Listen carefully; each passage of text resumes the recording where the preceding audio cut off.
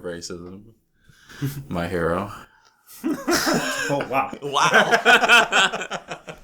Did you see what I saw? 'Cause I don't know. There had to be something racist.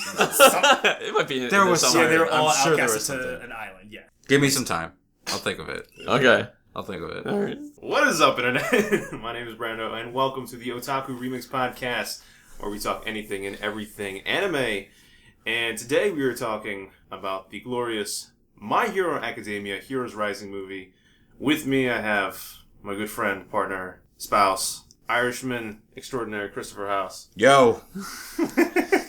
I'm back! I'm gonna say that every time now because we have such long breaks in between these fucking things. That's true, but it's still good to have you all the same. I also have two special guest stars, Mr. Meza FGC. How you doing, Meza? Hello. Not happy. Yeah, what the fuck? You not happy? Not happy, man. Alright. Alright? Yeah. About the movie or what I was saying before we recorded? That was perfectly fine. Okay. The movie. More or less the movie. I didn't want you to be mad at me. It's okay. I can never be. Oh, Oh my god. Yeah. stay with my man. Anyway, and we also have the enigmatic plural. How are you doing today? Enigmatic? Sure. What's Wow. up? Why you gotta be so negative, man? You disgrace our love and then you disgrace our compliments to you. It was a very unusual choice, is all. Enigmatic is a great term. I would okay. describe the Riddler as enigmatic. I am not like him at all, but okay. But like we mentioned before, we were going to be talking about today the My Hero Academia film. We all went to go see it this past Wednesday, and we all have lots of thoughts. So, I mean, for those who haven't watched it, minor spoilers ahead, of course, for the film and for My Hero Academia up until the current season of airing. But we just want to clear the air about, our impressions of the film, some of the things that we thought, and we wanted to have a conversation with you guys about it. So, moving ahead, for those who have seen the film or haven't seen the film, just quickly, lightly, the premise, the My Hero Academia cast, Deku and company, end up on just a random island in the South Japanese Pacific, area, where they end up on a hero work study, so to speak, where they are the active heroes for a little small island. Villains attack, and the plot ensues. It's a very simple film from a narrative perspective, but we'll just go with overall impressions, I suppose, to start. I mean, we've all seen the film now, so, coming away from it, did you guys have any expectations going in and leaving it? How do you feel thus far? Does anyone want to start? Well, mine were pretty low, I'm not gonna lie. I didn't see the first My Hero movie. But, I binged the third... Well, we're in the fourth season right now, I'm sorry. Yes. So I binged the fourth season just before seeing the movie because I wasn't caught up.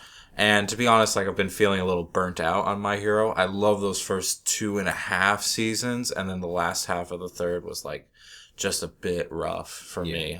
So I just kind of binged to catch up, and I've enjoyed the fourth season so far, but, it is starting to get into a repetition that I was worried about.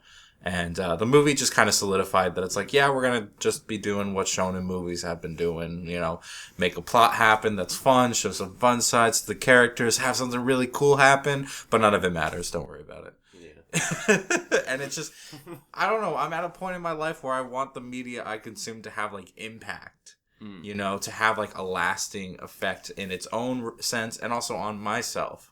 And when you have a plot that just doesn't really matter, it takes away from it, and I start to forget about it. Yeah, we talked about a few things beforehand, you and I, personally. One, your fatigue with the series. A little bit of the, like you were saying, you felt like the first 2 seasons were up until the All Might versus All for One fight. Yeah, so the first 3 seasons very a good connection as far as synergy from plot to plot to plot, as far as where they are in we'll call them arcs in the story, from beginning to festival to Stain to where they are to All for One. It has fantastic pacing. It feels like an entire shonen arc in maybe 60 episodes, which is awesome for me. I love my concise plots. And, so I was hoping it would keep that pace up, but it's just kind of... Oh, now we have a new villain, and now... Yeah, and just for me, personally, I know I get burned out really easily on stuff, so that's a personal preference. And they're definitely hitting the brakes now. It's going to full stop, much more levity, much more chill as far as where they are in the series. But, again, back to the film. Yeah, I'm in the same boat personally as far as, wanting a film to have impact and, the immediate conversation that me, Jay... you plural, a couple who else? other folks. Whoever else was present, Katsu, etc. Yeah. Who were here immediately after we saw the film. We were just kind of gushing about it and just kind of buzzing with some of our thoughts. I told you, like, exactly what Chris said, like, shonen films have to be concise. They have to appeal to, like, anybody who can walk into the movie theater who may or may not have seen the series. Definitely appeal to people who have seen the series because they're probably the majority of the people that are walking in, and then also just not matter at all to the canon. But most people would, like, probably want a film to have some sort of, like, meaning to them or impact, and it can't do that. But it tries really hard, this film. It succeeds in doing all the things that are mentioned above, like the requirements for a shonen long series film, but it's, like, a little bit, how should I say, with fingers crossed kind of sort of faux meaning. But it's still a very entertaining film. I'm not going to knock it entirely. It was better than the Broly movie. Yeah, for sure. It was definitely I better. think. Oh, no, hands down. Yeah. Jeez. Okay, Jay, Plot gone. Jay, why don't we go to you? Because you said you were feeling angry. Was it towards this movie? It honestly, it was the initial, like, watching it until that ending, and I was just like, yeah, hold up. Yeah. Hold the phone. So you were having a great time. I know that you enjoyed you enjoyed the film quite a bit. I know that. Like, we left the theater and you were like, fuck yeah. And, like, but then it started to, like, sit with you a little bit. Like, what do you think as far as, like, so did you have expectations coming in? We just watched the first movie. We saw again. Two Heroes. Yeah. I enjoyed that a lot because it was all part of the, still technically part of the story. Like, I felt like it was connected in some sense. Okay. It's a fun romp. It's like almost structure wise very similar. Just kind of explaining to Chris and people who haven't seen Two Heroes, but like they get shipped off to like a random island. It focuses on one relationship, which is instead of Bakugo with this movie, it's Deku with All Might. Yeah. And then by the end of it, it's like a large final encounter with All Might and Deku teaming up against them. And to be fair, like, that's another concern I have with the main series is, like, now, like, there's a point in which All Might becomes a much more secondary character in the series. And I think he was so strong, and, like, losing that as a main character kind of... I wonder if that's taken away from me a lot. And, like, he's not in this movie, like, almost at all. Like, the All Might is not in this new movie. So I wonder if, like, that's why this first movie was a bit better for you. I think it was because the flow of the show was that Deku and All Might connection. Yeah. And now they just, like, I know it's gone. Yeah. But now I'm like, well, what the hell's the connection? Yeah, what's going to replace that? And they tried. Very hard. They highlighting the Bakugo relationship, and like they had that whole thing in the show where like Bakugo learns and knows and figures it out that like Deku's like secret exactly learns about the one for all situation, and like their relationship is good, solidified. Like it like kind of was alluded to in the All for One plot where like Bakugo gets captured and then really kind of finding his place in this whole in the plot is like a good guy who's like Deku's rival, like straight up as a part like literally placing them on opposites as opposed to just being like a sort of childish rivalry to like really kind of having a long-term objectives that parallel with each other. And so I feel like the movie highlighted it more than the show has highlighted it thus far. So I don't think it's a relationship that doesn't have potential, but it's something that hasn't been explored to the extent that the movie explored it, which was kind of interesting. But yeah. I mean, I felt like that it was well balanced in the beginning. I enjoyed it. But like it kind of got to the point where I had to still ground myself. I was like, oh, yeah, none of this really matters. Because they had me captured in the beginning. They're like, the flow and the tempo, I'm like, oh, man, this is actually on point. I feel like it's a part of the series. And then they were like, let me take your hand away from that. Off that big red button, because it's definitely not what you Let think. us introduce Sephiroth. It's just like... It was very empty at the end for me. Like, I was like, damn, that's great. Oh, man. And it has nothing to do with the story, and that just ripped away from every thought process that I was like, this could have been something amazing, something that could have been very less shonen, because we don't really see something in a movie for shonen movies kind of carry over and actually like always be a part of the story. So I was kind of like, eh. Fairly rarely is the film like canon. Like the Broly film is canon now. It is now canon. Broly movie's canon, obviously. What else is canon? One Piece had a film that was canon, but very rarely is it something that you would want to make canon because of all the logistical issues of like having people who are like tied to the series or the manga and then having this whole external experience that like literally. But they tied it so well. That's the problem. That's the point, though. You want it to be an organic movie where, like, of course, it could exist in the universe of the plot of the series, but you know. You have something to say? What doesn't make sense to me is like nowadays when you have all these like crossover promotional events and stuff like that, I would think you want your movie to be a must see for anybody who's a fan of the series. So make it something that, if you want to know what's going on, you should have seen the movie. You should have gone out. You should have seen it. Like, I don't know why you wouldn't do that. It's a double-edged sword, though. Yeah. Whereas one where you can, like, push them to go see it because of the fervency of it being, like, included, it's also feeling a little bit exclusive where, like, if I don't spend the money, and then you have people, like, fucking, who don't want to buy the DLC because it's almost unnecessary or something like that, you know? I get you.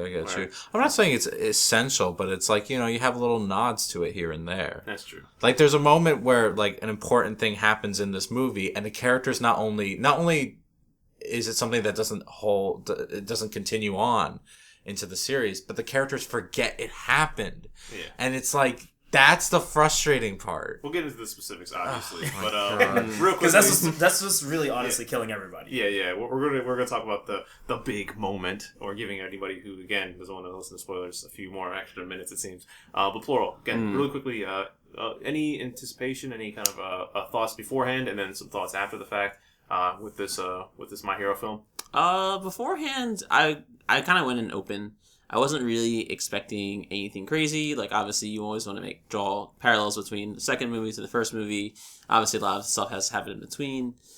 But I was going in kind of open, so I wasn't really expecting too much. But My Hero it's kind of on a pedestal these days. Yeah. So you expect it to be, you know, classic shonen, but like crazy action, And post-film, I mean, I really enjoyed the film. I enjoyed the ride that they sent me on. I enjoyed the, interesting / crazy conclusion they decided to go with. Yeah. So it was a fun ride for me. The non-canonical stuff that they decided to do, you have to, for me, I just accept that. It's a film. Like you said, very rarely are they canon, so I take that with a grain of salt. But the movie was fun for me. Nice. I mean, I'm glad most people came out of the film at least with an enjoyable experience. It wasn't like a shit show or anything like that. But let's get to the meat and potatoes of like the biggest talking point, I think, just to kind of get it out of the way.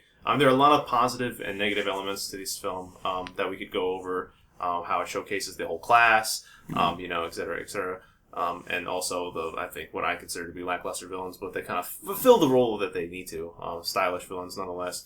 But the big moment at the end of the film. So the talking point that we're all kind of skirting around is that in the, again, spoiler, finale of the film, in their final battle with Nine. Yes, yeah. Nine.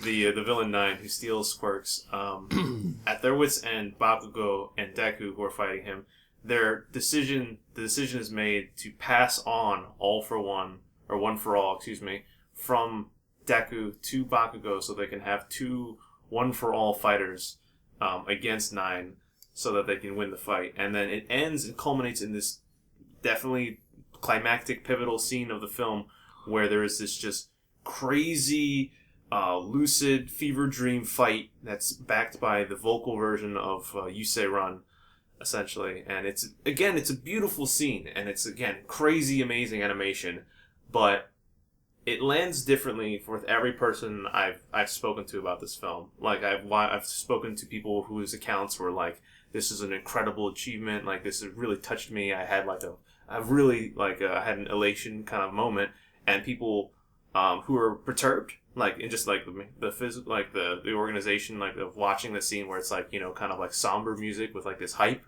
and then people who are like myself, who are like feel a different dissociation to it. But we'll go around the room one at a time. Chris, why don't you start? What did you think about the climactic moment of Heroes Rising? It's a really cool idea, like the idea of Deku having to pass on the power so early in his life, and like that's just something you never think you'd see happen. So cool idea. I do think the execution, it's done by Studio Bones, who are a fantastic studio. Yeah, amazing. Unfortunately, I feel like it was. Some people like this style of fighting when it's just like almost like almost hard to waves of light just clashing against things. I consider it faux fighting. It's not actual fighting. It's just Dragon Ball. It's just colors. No. So here's what he's saying that I know. What are you saying? So I've watched and not watched, but like read. If you read certain chapters, and I think this is a quintessential example of what you're describing, Chris. Certain chapters of Bleach. If you read the manga, certain chapters of Bleach, and also you can see this in animation. It's just lines. Since it's like not colored, it's just black and white contrast of just action lines. You can't even tell what the fuck you're looking at as far as like in like a sense it's of supposed to be surreal, man, and it's like no, it's just like, show me a good fucking fight. It's like what is the choreography? Like I'm spoiled by. And granted, the studio I'm going to bring up does this as well. Trigger, they've done this. It's like my least favorite thing about the end of Kill la Kill, that like the end of that has a bit of this kind of shit going on. But other than that, like. I want to see things impact on each other. Like, all the One for All is like a physical enhancement. I want to see both of them go over and punch this guy in the fucking schnoz. And instead it's just two light beams going at this big light beam. And it's like, it's one thing to use surreal imagery to describe something that the mind can't even comprehend. It's another to do it for, like, fist fighting. You know what I mean? And I feel like it takes away from the impact. I thought there was a lot better animation in the fight between the female villain with the hair, Blades, I think her name was, or like Slice, or her name is Slice and Tokiyama, where they pull a Wolverine reference for some fucking reason. Tokiyama now has blades in his fists now, I guess. We're gonna go for that. Yeah. But anyway, the point being is like that kind of animation with Alien Queen, like jumping on the rocks and like throwing her acid with her like kind of freestyle dancing motion, like that was really impressive to watch. But like I get other people getting caught up in the hype of the moment, as well as like the surrealist imagery with the really somber music in the background, kind of creating this elegant imagery that I think is just kind of fake. For you, for the fight choreography element you're describing, I know what you're saying, because like by the end of it, it is just like fucking explosions from Bakugo that are turning into like orange beams, and then same thing with Deku. He literally, in the one scene where he like, you see it looks like he's hovering on electricity, and then when he shoots off at 9, he's not even animated as a human catapult. He's just a ball of light that impacts. And so earlier in the movie, I should say, when they're fighting 9, much earlier, like when it's Bakugo and the Deku for round 2. Yeah. Like there's a lot of creative fighting. There's like one moment where like Bakugo catapults fucking X-catapult. Yeah, X-catapult, and like he fucking comes in with a flying kick. That shit is dope. Like that's like actual fighting. And same thing with the moment again in the series where things got pretty intense. It was in the sports festival with Shota versus Deku. Yeah, where they create the heat. When he finally uses the heat moment. The flashpoint. And Deku's like he flies off again. Like that's another moment where the animation definitely turns it up to 11. But you can sort of see and kind of feel and kind of comprehend the physical actions that are happening. There is an element of choreography to there that's like not so vaporous that you can actually kind of like feel the impact of it. I think surrealism has its place, but like I think surrealism in imagery oftentimes is like a shorthand for like this is amazing and just accept that it's amazing. Whereas I'm like, no, if you want me to be amazed, do something amazing. Don't just make it say like it's so strange that you can't even comprehend it, so we're not going to like try to make it into a distinct imagery. I feel like that falls in a gray area though. Yeah, like when you think about it, like some people are just like artists. You know, I agree. That's just what it is. And I'm right? just saying my opinion. That's just my opinion. I agree. I know I'm an asshole about this. No. I'm in agreement with you. But yeah, like I think JoJo's is on point with that all the time. I think every time you know what the fuck is happening. It doesn't make sense, but you know what's happening. Like they never go into that kind of bullshit. There's definitely some merit to what you were saying, Jay, regarding how like it's open to interpretation. Like he's saying, like things that are like that are so like we'll say somewhat hard to distinguish like visually, can have different meanings. Some people may really think like, oh my god, like that spectacle, like and like they draw a lot of like impression. And you're saying Dragon Ball earlier, but like as Dragon Ball has progressed, like you think about original Dragon Ball when it ends. My favorite fight in Dragon Ball ever is the final fight between Piccolo Jr. and grown-up Goku, more or less, at the World Tournament. Oh, okay. With the one World Tournament that Goku wins. one is Fucking spoilers. fucking yeah. Keep in mind, he hasn't won any other one since. That World Tournament when Goku wins it is my favorite fight I think in Dragon Ball ever because like of a lot of reasons. I liked nostalgia, choreography, just the story beats. It all kind of culminated in a strong way for me. Everything else after that, there's like good moments, but like as Dragon Ball progresses, it becomes more of like beams flashing and like not so much about like an interaction between characters. It's mostly just like, especially in Super, where it's just like. I thought Super was getting better in certain areas. Like the fight with Hit. The fight with Hit is so good. It just stops being. It has this moment where it jumps up and down. It's surreal at times, and then it's like, oh god. But that's what I mean. Like surreal. That's why I feel like surrealism is a shorthand for like I don't know what to actually do. Yeah, it's like in Dragon Ball, it's just like a flurry of hands, like action lines. You're not even animating the fucking fists. Yeah. Like, you just see... And, like, it's just air. It's just, like, literally just black lines. And for me, I'd rather them take the risk of trying something new and for some people it failing than to do this blank slate, it's just beyond the human mind. It's kind of like that. If it's not broken, don't fix it. Exactly. And you know what? For my theater, it worked. Everybody was, like, astounded. Yeah. I was hearing all the oohs. We had some of that. Yeah, we had meanwhile, I was going, It lands, and I'm surprised we're actually at this moment. It was funny as I was thinking about. We were talking about it immediately. Jump into like the canonical and like narrative ramifications. It's fun to talk about it from like just a visual perspective of like what the final fight looked like to us, because it was definitely the most unique visual element, visual scene of the film for sure. Because I don't think anything got that crazy compared. It's definitely getting a lot of nods. Yeah, there's nothing as crazy as that in the film. Definitely a lot of cool moments, but nothing like that. But yeah, no, it's definitely something interesting. But yeah, regarding, you have something else to say? No. Okay. But yeah, regarding the narrative ramifications. Right, we didn't even get to that part of that scene. So again, to bring it back because we went on a tangent, Bakugo now has one for all for the fight, and so does Deku. For me, like I already explained this a few times for you guys, the scene and its design, where you see when you're listening to the somber music and you're seeing this intense scene, it's supposed to communicate something bittersweet, where there's like chaos and violence, but like there's a beauty in it because of the sacrifice that Deku's making, and it's punctuated by that moment at the end, the final strike from Deku. He calls it "Saigo no Smash," the final smash. He says it's supposed to be his last hurrah. Like even Bakugo talks about, this is the end of your dream, isn't it? And like you're supposed to be like, it's okay, like as long as I save the people on this island. So it's supposed to be this beautiful self-sacrificing moment that is just like Jay was describing earlier. Like it's just like it's undercut heavily by the fact that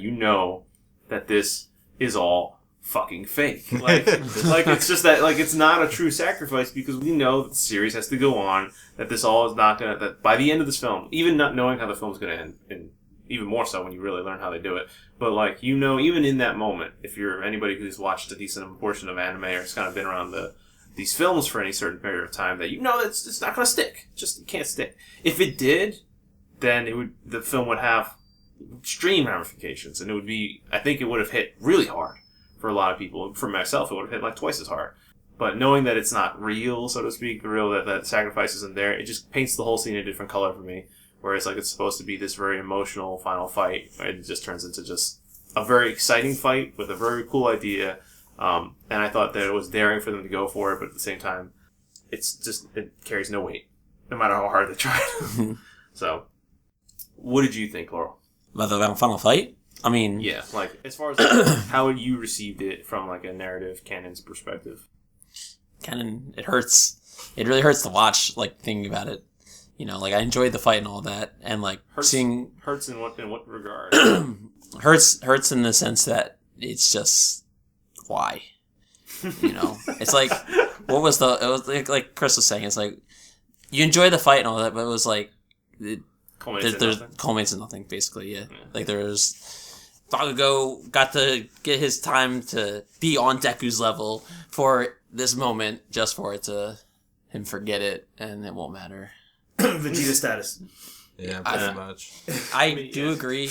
I do think that they respect Bakugo a little bit more than Vegeta in general, but yeah. Yeah, I think Vegeta status is a good point. Toriyama openly has professed his disdain for the character of Vegeta. That's like literally a whole other conversation to be had. But yeah. What I don't understand is this. Go. This bothers me so much. Go. You do so many good things that are canon. So canon. And then you throw us this bullshit at the end. That's the truth. Okay. Too much good canon stuff and then this. You know what it is, and like I'm thinking on it now, and it's like, why can't it be canon? It's like because it's already been written in the manga. The manga's already been written. It's like changing the Bible. Sad story. For you, I understand what you're saying. I think that there was the potential for them to write a conclusion to this film that could have stayed more in the realm of possibility, like within the canonical story of My Hero Academia, without having to do something so obscene, like something like this. Yeah. In thinking about it like that, it almost kind of feels like writing it like this is almost like It's like an episode. well, no, kind of like a shortcut. Like almost like if I do something so because it's a free play essentially. Like I can just do whatever the fuck I want. So I'm just gonna do something so extreme that could never happen ever. That'll give me the shock value I need for just this moment. You know. Yeah. Just to punctuate this moment. And you feel like a fool. You feel like somebody just being lied to your face. Yeah. And it's like, I know you're lying. Like, yeah. So that's no, why. don't worry, it's gonna be better this time. And it's like, man, fuck you. That's like plurals why. You know what I mean? Like, Yeah. why even do it? Yeah. Why even go there? Why am I here? Yeah, because two heroes Just to suffer. Yeah. I feel I'm missing everything. I feel I'm missing plot. Missing substance. ramifications. Yes. But, And like we're shitting on it now, but I did enjoy watching the movie, and like I really enjoyed getting back to the class because those characters are really fun. Like having like Jiro having her moments and stuff like that. But it's just it just kind of has this bad taste to it in the last bit. It's just the end, yeah. I mean, just the end. That's fair. I feel like for me, like one of the best takeaways from this movie is how well it highlighted a lot of the other characters. Yes. Yeah. Like a lot of the other characters doing some crazy stuff that you haven't seen them have their time to shine. Oh my God. Yeah. You guys came in. The first thing they asked me when I arrived is, "Bro," because you guys already conversating about it. You're like, "Who character do you think got like the best shine? Who had the best come up?" And I'm like, "Tail dude, like normal type Pokemon guy." Like And, you know, and all of us were like, No, "What the heck?" no. Yeah, It was like, fucking half and half. He fucking did Calvin Zero on that fucking Chimera. Yeah. The thing is, man. okay, he didn't have like so. That was crazy, for too. me, I was half being facetious, but also half like in the context of this of the supporting cast of My Hero Academia. That dude has seen like fucking 4 scenes in the whole series. Yeah, So that's true. That's so true. to even be included in an actual fight with any sort of like time, I was just happy for him. But then of course, show to the AKA Fire Ice Boy. Yeah, half and half. Yeah, half and half. Yeah. You like it in your coffee. Every time. A little cold. Oh man. He's like borderline like he's a side character, but he's a major side character. He's already had his moments. So like he had a dope moment, but like at the same time, it's like I seen you do crazy shit in every movie. Well, what's cool is in the beginning they show his father going full hot. And then, so that's why they contrast it with the full cold at the end. That's cool. He had a nice little. I thought they were gonna reference because Calvin goes to 0 degrees. Calvin is the coldest in the universe. Period. And I thought that was gonna be the reference, but nah. C'est la vie. I know, but you guys are immediately like, no, Sarah. Sarah. It was all about Sarah. Tape guy. Oh yeah. I mean, guy. for who he is, he has a really. He's straight Spider-Man. He's straight. Well, he's always been Spider-Man. I know, but he was really Spider-Man. Before we get to that, I just wanted to state, I felt like they did a really good job with Todoroki just because even though he seemed like a side character, he used a lot of the things from the actual show after they learned. And he even stated, he was like, well, we got to work together now. Yeah. It's not about just me anymore. Yeah. And I love that. Character development. Absolutely. Even Bakugo, because he's still harsh, but he's learning how to put that anger in the proper direction, the proper channels. At kids. Yeah, at kids. Those shit kids need to learn. Yeah. All right? That motherfucking bitch is wasting their goddamn time. Yeah. Better episode than what's going on right now. I Yeah, can say that. absolutely. Absolutely. What's it called? In the shonen, like in the magazine. I'm calling like an 8-year-old girl a bitch. What the fuck is wrong with my life? I'm sorry, continue. This is cartoons, anyway. In the fan polls, Bakugo is the favorite character as of late. Really? For My Hero, yeah. Oh, For the annual interesting. fan polls, he's the favorite. I think that Todoroki's second, actually. I think that Deku's third. and I think it's because his character actually has character progression, unlike That's true. like Deku's character just kind of grows in strength, but he's generally just a nice, amoral guy who's always had a steady goal, whereas Bakugo has had all these changes in perspective regarding how he thinks of what it is to be a hero, what it is to achieve the goal of surpassing All Might, and his story from like just vicious douchebag to like likable douchebag has been something that's been very endearing to fans, I think. And same thing with Todoroki, where he's been like kind of an ice cold loner to like now being someone who enjoys the company of his classmates, who understands like the necessity to work together with others, and generally being like a good person. So yeah, I can see the interest in those characters and why they're always highlighted, because in a lot of ways they have more dimension to them than Deku, honestly. But again, it might be me giving them more credit than they're worth, because they're not the main focus. Deku's always going to be hyper criticized, but yeah, but I think Deku, like, the problem is that they hit as much progress as they could with the character in those first 3 seasons, and like, I don't know, I haven't been keeping up. I haven't been reading the manga at all, so maybe his character actually goes somewhere different. But it's like he progressed to the end of season 3, and now he's kind of at this point where it's like, oh, just challenges to who he already is. He's not going to change. I mean, yeah. No, It's just his struggle. Yeah, Like, his it's just struggle like at this yeah. point, and it's like, all right, we'll see how far we can get with that. But yeah, I think I don't know. Like, overall, I enjoyed the movie, but yeah, its pros and cons mirror that of the series. So if you like, as a review, if you've been enjoying the series, you're gonna enjoy the movie. But if you haven't been liking the series, then, or been frustrated with it, this is not gonna turn you over in any sense. Yeah. That makes sense. Yeah. I think it's a good place to just punctuate this. So, like, overall, again, with a review, I guess you want to, like, you don't have to grade it, but, like, if you have a final comment, what would you say would be your final statement regarding this film? You can start, Jeremiah. I don't think there's any problem with the film, honestly, outside of the ending. Mm-hmm. I felt like it was a good ride. I was on my toes. You guys, you heard me in the movie theater. Yeah, Once I saw him do the whole transfer, I was like, I saw the hairs go up. I was like, no words. Fuck! That's the only thing I had. That's all I had for him. Yeah. And I enjoyed those moments. There's a lot of exclamatories in that theater. But at the end of the day, I just felt like this was a film you should just go into it with the mindset like Poro had. It's open-minded. It's going to be fun. It's not meant to be taken, like, serious. You'll get your little nuances from the show that are going to be maybe future reference, or currently is. Other than that, I have no problem with the film. It's not brawly, right? So I'm good.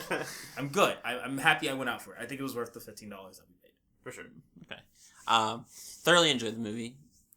For me, big takeaway, like I mentioned before, is just seeing all the characters have their time in the spotlight. Yeah. That was really big for me, because the show has been touching on them a little bit, but it felt geared towards Deku and Bakugo the entire time, which it should.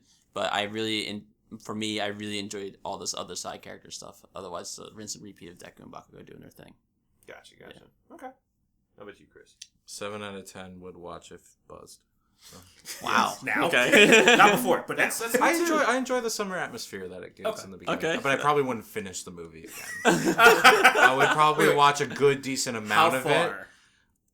Well, it depends on before how the touch, or no. It's not like, I'm saying I wouldn't finish it because I'd like fall asleep at some point. Okay, all right. You know what I mean? Like, I get to that point where Shadow Man like goes apeshit, and then I'd be like, yeah, and then I'd fall asleep. Alright, we're done. Yeah. For me too. Yeah, I was talking. I really wanted to give this movie like an 8 or a 9, but like, yeah, it can't be anything. It more just than doesn't land that No, ending. no, it's the ending really stumps it. Like, it's building up towards it, and then it's a 7. Like, it's something that I could watch again. Honestly, I've rewatched the first film so far once, and I would probably rewatch the first film again because the ending is it's just more concise, and I feel like it's better executed than this ending. Like, again, this ending is visually more interesting in my opinion than the ending of Two Heroes. But Heroes Rising, like, again, like everyone's saying, great use of the secondary cast. The villains just do their job. Like, they're at least an interesting character design. And they sort of lightly tie into like the overall plot, like in the most minor of senses. But like the relationship of Bakugo and Deku is something. It's highlighted, like we said. It's not explored in any sort of new fashion. It just emphasizes where it's at right now, where it's going to be going, which is a good thing. It's an interesting thing. It has a lot of promise. Hopefully they are able to fulfill that in the manga and anime. But yeah, no, that ending really just kind of like, it gives you kind of a mixed feeling of like elation and just like disappointment. And it's a shame because like the ending is like that because the movie cannot impact the rest of the canon. Yeah.